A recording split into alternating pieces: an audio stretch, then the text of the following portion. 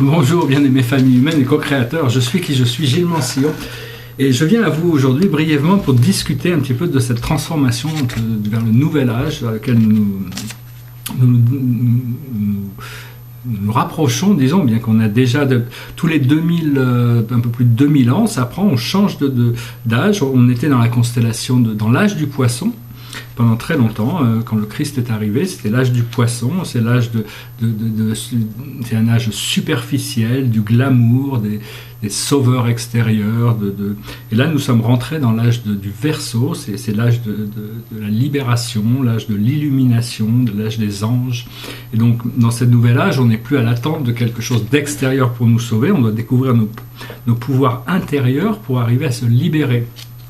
Donc voilà, c'est vraiment un moment très important qui nous amènera vers la réalisation d'un âge d'or pour toute la planète. Il y a eu de nombreux âges d'or sur cette planète qui ont été oubliés dans l'histoire. L'âge d'or d'Atlantide, il y a eu un âge d'or en Égypte, très ancien, il y a eu un âge d'or en Grèce aussi, au temps où les dieux grecs vivaient sur Terre.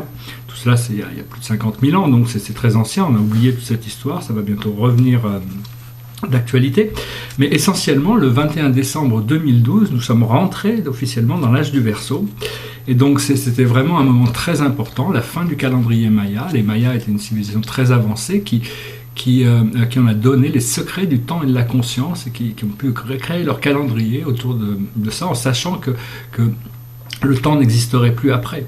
Et donc, à un moment donné, toute cette civilisation a ascensionné dans une autre dimension supérieure. Ils sont toujours là, ils sont prêts à nous assister. Ils ont laissé aussi cette technologie derrière eux. Elle est invisible, elle est bien cachée. Mais un jour, l'humanité va la retrouver, va pouvoir utiliser cette technologie pour ascensionner également. Voilà, alors bon, on dit, oui, on est passé dans l'âge du Verseau, mais il ne s'est rien passé de particulier, et pourtant si. C'est-à-dire, il y a eu quelque chose qui s'est passé au niveau dans le monde des causes, et personnellement, ce soir-là, du 21 décembre 2012, j'étais dans une soirée, j'ai fait beaucoup la fête, après je suis rentré chez moi, je suis rentré en méditation, et j'ai vu le grand soleil galactique, le grand soleil central galactique. Mais bon, j'étais un petit peu trop fatigué pour passer à travers le portail, donc bon, mais j'ai vu tout ce qui s'est passé, et je sais qu'on est vraiment rentré dans cet âge du Verseau, seulement on n'était pas prêt, l'humanité n'était pas prête à rentrer complètement, donc on nous a donné un délai, une sorte d'extension, le temps était élastique, pour se préparer. Donc moi personnellement, je suis un peu en retard sur mon programme, j'aurais dû faire ces choses que je suis en train de faire maintenant, j'aurais dû les faire il y a 20 ans, il y a 10 ans, il y a 5 ans, il y a 3-4 ans, mais bon, maintenant je me suis retrouvé un peu au pied du mur, et donc j'étais obligé de faire ces transformations, et je sais qu'une fois que ma transformation sera complète, je vais me poser une question, c'est pourquoi je ne l'ai pas fait avant? Parce que, enfin bon, chacun doit déterminer de son programme, mais enfin disons que c'est vraiment un âge qui se prépare, et l'âge 2016-2017 est vraiment un portail, un pilier, une sorte de point tournant pour l'humanité, où une partie de l'humanité va décider d'aller vers ce nouvel âge, et une autre partie de l'humanité va changer de ligne temporelle. Il va y avoir une séparation entre ceux qui ne veulent pas y aller, qui ne sont pas prêts à ça, ils n'ont pas prévu ça, ils vont continuer dans la dualité, et ceux qui sont prêts à aller vers l'unité, vers la conscience unifiée, vers la 5e dimension. Alors essentiellement, la 5e dimension, c'est un champ de super-conscience, c'est un hyperespace où on reconnecte avec notre âme éternelle, et on est toujours connecté, mais c'est juste d'arriver à intégrer ça dans notre conscience terrestre pour arriver à faire cette fusion pour que notre âme devienne plus puissante que notre ego à l'intérieur de notre corps, pour prendre le contrôle du corps et des expressions sensorielles, pour arriver à les guider vers la sagesse et éventuellement atteindre la fusion avec la présence je suis. La fusion de l'âme et de la présence je suis est une sorte de passeport pour le paradis, c'est vraiment le plus haut niveau d'ascension qui peut être atteint. Certaines grandes personnalités ont réussi ces choses-là. Donc voilà, ce nouvel âge, c'est vraiment un âge de paix, de concorde, de fraternité universelle. Pour le moment, bon, le dieu de notre civilisation, c'est l'argent. Hein, y a rien de, c'est ça qui prédomine, c'est ce qui fait tourner le monde. Mais bon, on va revenir sur d'autres valeurs et on va pouvoir se libérer une fois qu'on aura pu créer ce programme d'abondance. Il y a de nombreuses personnes, des groupes, des sociétés secrètes aussi qui travaillent pour cette libération, et les choses avancent très progressivement derrière le voile pour arriver à libérer l'humanité de tous ces carcans matérialistes. Donc voilà,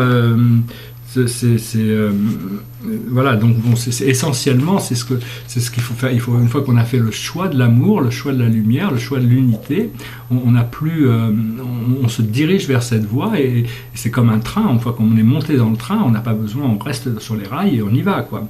Même si des fois on tombe du train, bon, ça peut arriver, on remonte dedans et puis on continue. Donc c'est vraiment pour tous ceux qui ont choisi de faire cette ascension, sachez que bon, il y a tout ce programme collectif et tout l'univers est supportif de ça. Cela dit, il n'y a pas de jugement vis-à-vis de ceux qui ne choisissent pas ce programme. Il y a de nombreuses âmes qui ne vont pas se réveiller pendant cette incarnation, ils ne sont pas prêts à ça, ils n'en ont pas envie, c'est pas leur programme. Ils sont dans l'emprise de la leçon plus impure, plus lourde, et donc ils ont besoin d'apprendre cette leçon. Donc faut pas les juger. Ce qu'il faut, c'est continuer avec votre programme, et petit à petit, les familles d'âmes vont pouvoir se réunir pour être plus efficaces, parce qu'il y a quand même une mission sur Terre, c'est de créer la paix sur cette planète et de créer la restauration écologique. On en a déjà parlé. Aussi, c'est par rapport à l'âge du poisson qu'on vient de quitter. On était dans l'âge des héros, de glorifier les maîtres ascensionnés et tout ça. Donc maintenant, c'est plus du tout à l'ordre du jour. Tous ces maîtres, comme Jésus, Sananda ou Bouddha ou les autres maîtres ascensionnés, sont des grandes personnalités. Vous pouvez les aimer de tout votre cœur, vous devez les respecter, vous devez les considérer comme des grands frères, comme des enseignants, des gens qui sont là pour vous montrer le chemin, qui sont un petit peu des intermédiaires super conscients entre vous et la source, mais vous n'avez pas vraiment besoin de cet intermédiaire entre vous et la source. C'est la différence entre la spiritualité et la religion. La religion a besoin d'un intermédiaire pour traduire la pensée divine, alors que la spiritualité vous permet, grâce à votre cœur directement, de communiquer avec ces énergies. Et donc, le Christ, d'abord, pour parler du Christ, c'est vraiment c'est plus qu'un individu, c'est vraiment c'est une lumière blanche dorée, c'est le symbole de l'amour inconditionnel, du pardon inconditionnel, comme le Bouddha est venu sur Terre comme prototype de conscience pour nous apprendre à sortir de la roue du karma et se libérer. Et donc, donc voilà, tous les maîtres ascensionnés, maître Kutumi, plein d'autres maîtres sont là pour vous assister. Ce sont des enseignants planétaires, des grandes personnalités qui ont choisi de rester proches de la Terre pour aider l'humanité dans son ascension. Mais gardez votre adoration pour la source, pour Dieu à l'intérieur de vous. C'est très important parce que c'est ce qui permet de reconnaître vos propres pouvoirs et les développer jusqu'à votre ascension.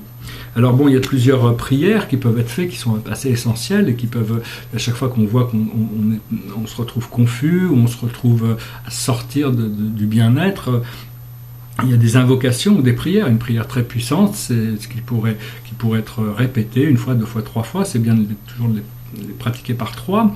C'est cette prière qui dit excusez-moi, un peu mélangé dans mais je vais commencer par une invocation, disons, parce que comme ça, c'est qui dirait: je vous salue, Seigneur Créateur, sans limite et tout-puissant. Veuillez agréer la réalisation de ma voie spirituelle. Vous respirez. Je vous salue, Seigneur Créateur, sans limite et tout-puissant. Veuillez agréer la réalisation de ma voie spirituelle. Et encore une fois, et quand vous faites ça, vous unifiez vos pensées à Dieu, vous vous unifiez à Dieu. Et au plus vous répétez cette pensée, au plus vous réalignez sur votre centre. Et puis la prière, donc je voulais noter, c'est Père divin, que votre nom soit sanctifié, que votre règne vienne, que votre volonté soit faite sur la terre comme aux cieux. Donc ça, c'est des affirmations très puissantes, parce que c'est des choses qui ancrent cette énergie. Il n'y a pas de supplication, de demande. Ça ne veut pas dire que quand vous avez besoin de quelque chose, vous ne pouvez pas prier, demander quelque chose à Dieu. Toutes les prières sont entendues et il y a une réponse qui est toujours disponible, mais il ne faut pas attendre d'avoir des problèmes pour invoquer la source, pour communiquer avec les maîtres ascensionnés. Vous pouvez juste les appeler, juste pour les saluer. Et donc cela permet, au plus on se concentre sur cette source, au plus on trouve la paix, l'harmonie, le bien-être, et cette source nous ramène généralement sur des choses essentielles de notre vie qu'on avait peut-être oubliées, puisqu'on était en prise dans des flots inférieurs, mais ça nous ramène sur des choses de grande valeur, des grandes passions, des choses qui nous font beaucoup de bien. Et donc au plus on se concentre sur notre source à l'intérieur de nous, au plus cette source peut révéler des valeurs et des sens à notre vie. Voilà, j'espère que cette vidéo aura été intéressante pour vous. Je vous souhaite une excellente journée. Je voulais aussi dire, il y a une personne qui m'a posé la question, qui avait beaucoup de maux de tête qui revenaient tout le temps. Et donc, puis je lui ai répondu quelque chose qui instinctivement était venu à moi. Et puis, ça a marché pour elle. Et donc, je voulais juste partager cette information. Si vous avez vraiment des maux de tête qui reviennent tout le temps, répétez « retour à l'envoyeur, retour à l'envoyeur, retour à l'envoyeur ». Et ça a pour effet de désactiver tous les nanotechnologies ou les vibrations négatives qui peuvent venir du monde extérieur et qui peuvent essayer de vous garder sous contrôle ou sous fréquence contrôle. Donc voilà, c'est juste un petit conseil que je voulais amener pour partager. Et voilà, c'est bon. Bah, si j'ai quelque chose d'autre à dire, je le dirai dans ma prochaine vidéo. Mais bon, je vous salue très amicalement. Je vous envoie ma bénédiction, mon amour, ma lumière. Et puis je vous dis à très bientôt. Namasté.